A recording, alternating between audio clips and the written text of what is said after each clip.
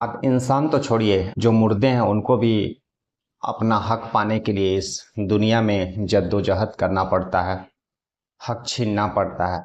दरअसल आज की कहानी से आज की कहानी भी ऐसे ही कुछ है, जिसमें एक इंसान तो छोड़िए, एक मुर्दा भी लगभग 40 महीने उसको अपना अंतिम हक पाने में लग गया।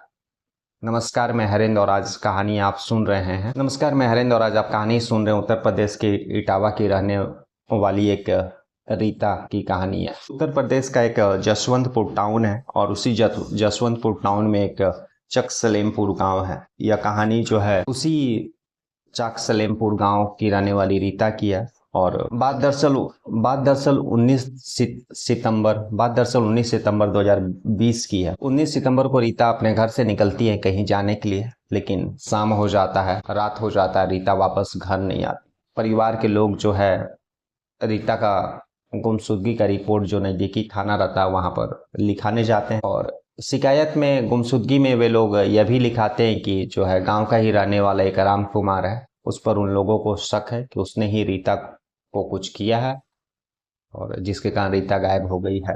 पुलिस जो है रिपोर्ट दर्ज कर लेती है और उसके बाद जो है इन्वेस्टिगेशन करते रहती है।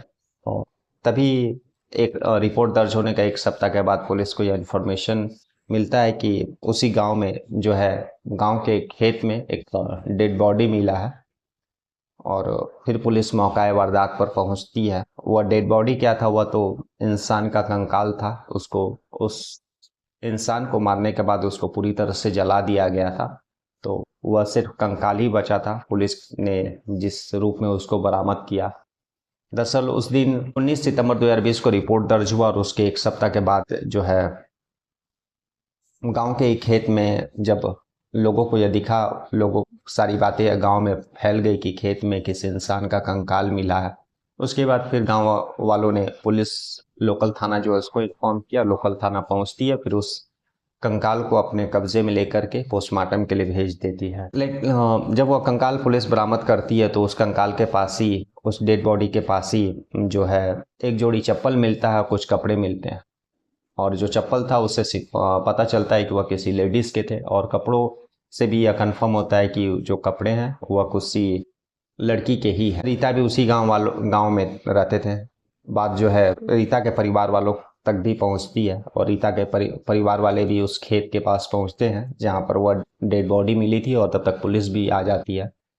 डेड बॉडी के पास जो है चप्पल का जोड़ी और कपड़ों को देखने के बाद रीता के घर वाले यही बोलते हैं पुलिस वालों को कि यह रीता का ही यह रीता का ही कपड़ा और चप्पल है। तो जाहिर सी बात, यह डेड बॉडी भी जो है वो रीता की ही है। लाश को जो है पुलिस पोस्टमार्टम के लिए भेज देती है। घर वाले पहले ही चप्पल और कपड़ों का पहचान कर लेते हैं अपने बेटी के चप्पल और कपड़ों के रूप में। लेकिन पुलिस वाले जो है मानने के लिए तैयार नहीं होते हैं कि वे कहते हैं कि केवल चप्पल और कपड़ों के आधार पर हम लोग यह नहीं मान सकते कि जो लाश, जो कंकाल मिली है वो आपके ही बेटी की। इसलिए जब पोस्टमार्टम होता है 20 तारीख को, उसके बाद जो है पुलिस उस कंकाल को उसी सरकारी हॉस्पिटल के में एक फ्रीज में रखवा देती है ताकि और इन्वेस्टिगेशन पुलिस करेगी और कुछ और सबूत मिलेंगे। उसके बाद जो है उस कंकाल को उसके घर वालों को हैंडओवर करना पड़ेगा। इसलिए उसको उस कंकाल को सुरक्षित उसी सरकारी हॉस्पिटल में रखवा देती है। इस तरह से दिन पर दिन और फिर महीनों बीत जाते हैं लगभग। और जो रीता के घर वाले थे वो बराबर पुलिस थाना चक्कर लगाते रहते हैं कि पुलिस वालों को ही बोलते हैं कि एटलीस्ट कम से कम जो मर गया है उसको तो आखिरी उसका जो हक है वो तो पाने दीजिए। और वे लोग अपना डीएनए भी देने के लिए रेडी रहते हैं। लेकिन पुलिस जो है सुस्त रवैया अपनाए रहती है कि अच्छा अभी अब हम लोग को पास और भी काम है, या फिर पुलिस उस केस पर उतना ध्यान ही नहीं देती है। उस कंकाल को, उस डेड बॉडी को फ्रीजर में रखवाने के बाद वह सुस्त पड़ जाती है।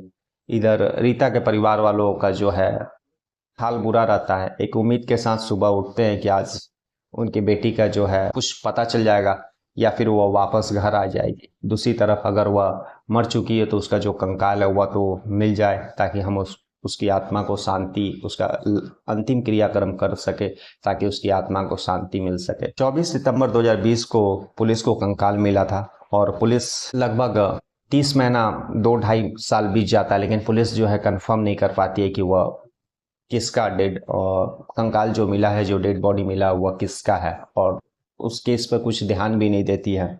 इधर लगातार रीता के घर वाले पुलिस थानों का हर दूसरे दिन चक्कर लगाते रहते हैं। 2 साल के बाद जब रीता के घर वाले आस पड़ोस का जो नेता लोग थे उन लोगों का चक्कर लगाए, उन लोगों से जब विनती किए, और तब जाकर के नेताओं और आला अधिकारियों के सिफारिश की, तब जाकर के 2022 में पुलिस ने माँ बाप का सैंपल लिया डीएनए के लिए, और उस जो कंकाल मिला था जिसको सरकारी हॉस्पिटल में रखा था उसका सैंपल लिया, और हैदराबाद जो है लेबोरेटरी है वहाँ पर डीएनए टेस्ट के लिए भेज देती है।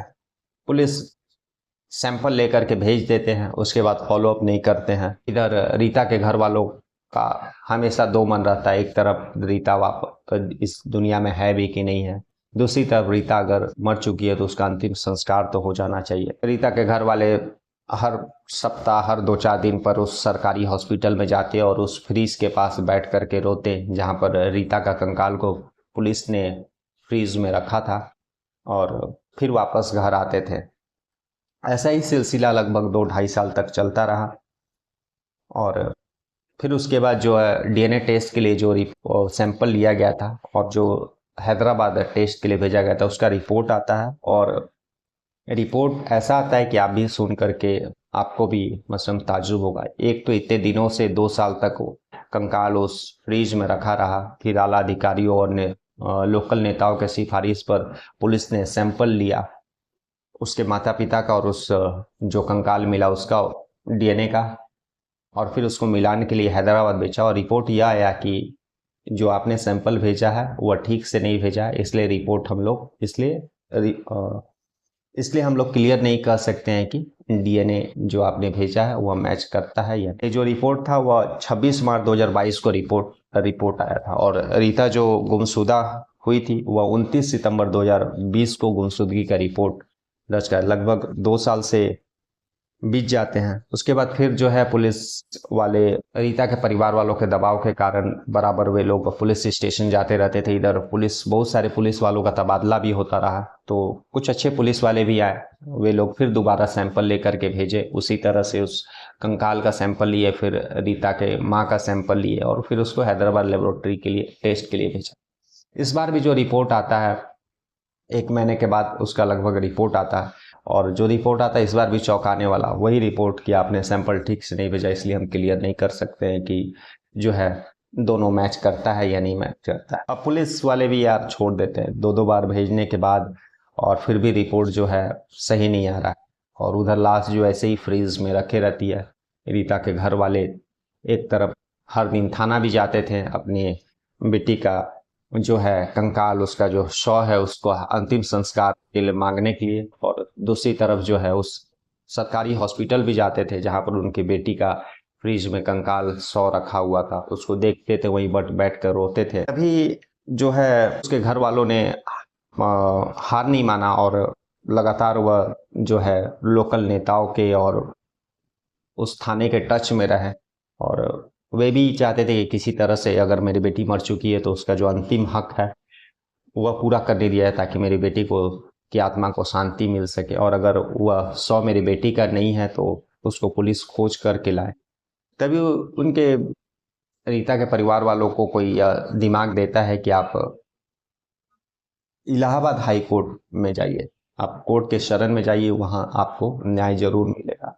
उसके बाद घर वाले जो है इलाहाबाद हाई कोर्ट में अर्जी दाखिल करते हैं और सारा चीज़ बताते हैं कि मेरी बेटी का जो है डेड बॉडी शव जो है 3 साल से फ्रीज में है सरकारी हॉस्पिटल में, और पुलिस ने 2-2 बार डीएनए भेजा, लेकिन दोनों बार सही से नहीं भेजा, उसका रिपोर्ट क्लियर नहीं हो पा रहा है। इलाहाबाद हाई कोर्ट को यह कहते हुए कि कम से कम जो है मेरी बेटी का जो अंतिम हक है उसको पूरा करने दिया जाए, और आप इस केस में जो है आदेश दीजिए कि जल्द से जल्द जो है पुलिस जो लोकल थाना है वह इस केस में इन्वेस्टिगेशन करे, और जो डीएनए रिपोर्ट है उसे क्लियर करे कि वह मेरी बेटी है या नहीं है।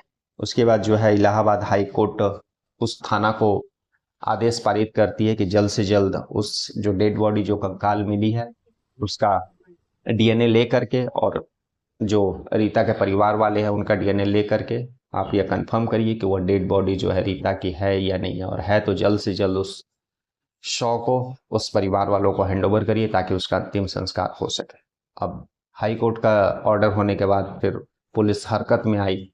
उसके बाद इस बार जो डीएनए एक्सपर्ट होते हैं, सैंपल एक्सपर्ट जो होते हैं, उनके थ्रू जो है सैंपल लिया जाता है। इधर माँ का ब्लड लिया जाता है और फिर उस कंकाल का जो नमूना लिया जाता है और उसको फिर हैदराबाद डीएनए टेस्टिंग के लिए भेज दिया जाता है। और ठीक 1 महीने के बाद जो है इस केस का इस टेस्ट का रिपोर्ट आता है और उसमें यह पता चलता है कि शव है वह जो कंकाल है वह रीता का ही है, क्योंकि डीएनए जो है उसके माँ से मैच कर गया रहता है।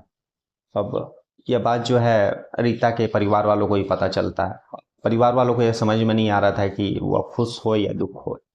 दुखी इस बात का कि अब उनकी बेटी कभी भी वापस नहीं आएगी, और खुशी इस बात का था कि जो उनकी बेटी का एटलीस्ट कम से कम जो अंतिम हक है अब मिल जाएगा, ताकि जो है उसकी बेटी का अंतिम क्रियाक्रम करने के बाद उसकी आत्मा को शांति मिलेगा। उसके बाद जो है पुलिस आला अधिकारियों की उपस्थिति में वो कंकाल जो है रीता के घर वालों को हैंडओवर कर देती है, और रीता के घर वाले उसी गांव में एक खेत रहता है वहीं पर दफन कर देते हैं। 31 जनवरी 2023 को चक सलेमपुर गांव का एक खेत में रीता के शव को दफन कर दिया जाता है। अब पुलिस को याद आता है जब शुरू में रीता का गुमशुदगी का रिपोर्ट दर्ज हुआ था, कोर्ट का आदेश हुआ, उसके बाद पुलिस उस रिपोर्ट का सुध लेती है तो उसमें एक राम कुमार का भी नाम आया। अब पुलिस उस राम कुमार को खोजना शुरू करती है और यह भनक राम कुमार को भी लग जाता है। पुलिस जब इन्वेस्टिगेशन करती है तो यह बात सामने आता है कि जो है राम कुमार जो था वह रीता का ही दोस्त था और दोनों एक दूसरे से प्यार करते थे। लेकिन राम कुमार के घर वाले जो है वह इस प्यार से और दोनों जो शादी करना चाहते थे उससे राजी नहीं थे, और कहीं ना कहीं इसी कारण से रीता का कत्ल किया जाता है। जब पुलिस राम कुमार को खोजती है, उसको गिरफ्तारी के लिए जब पहुंचती है, उससे पहले ही राम कुमार जो है घर छोड़ के भाग गया रहता है। वह सीधे कोर्ट में सरेंडर करता है, और पुलिस अभी इस केस का इन्वेस्टिगेशन कर रही है कि आखिर रीता का कत्ल कैसे हुआ और उसके कत्ल में राम कुमार का कितना योगदान है। तो यह सारी चीज़ें अभी इन्वेस्टिगेशन के लिए बाकी है।